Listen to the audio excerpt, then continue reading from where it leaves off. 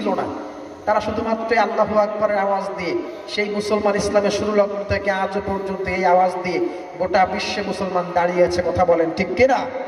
সুতরাং সেই মুসলমানের শক্তিতে বলিয়ান হয়ে মর্দে মুজাহিদের মতো করে এই পিড়াগাতির মানুষেরা, এই দিঘল গ্রামের মানুষেরা আরো একটা বার আল্লাহকে দেখিয়ে দিতে চাই। আমরা হৃদয়ের সকল আওয়াজটুকু কণ্ঠে রাগায় সকলে বলছি লিল্লাহে তাকবীর।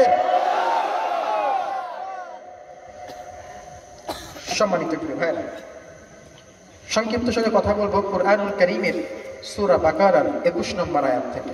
কত নম্বর আয়াত বললাম? 21 নম্বর আয়াত। কোরআন থেকে কথা বলবো।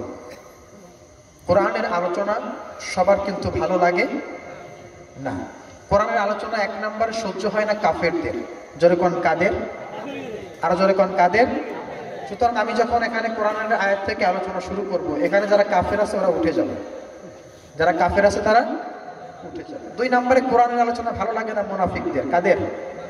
আরো জোরে কোন কাদের? মুনাফিকদের। এই মুনাফিকরা যখন দেখবেন কোরআনের সব কথাগুলো বের হয়, হক কথা বলা হয়, তখন মুনাফিকরা আস্তে করে তারা উঠে চলে যায়। সুতরাং আমরা কি মুনাফিকের পরিচয় দেব নাকি মুমিনের পরিচয় দিব? আরো জোরে কোন মুমিনের না মুনাফিকের? আজকে অল্প সময় আলোচনা শুনে আখিরি মোনাজাত করে তারপরে আমরা বাড়ি যাব। রাজি নাই কারা কারা? দোকানে হাত তুলে দেখান আল্লাহরে। এত মানুষ রাজি নাই।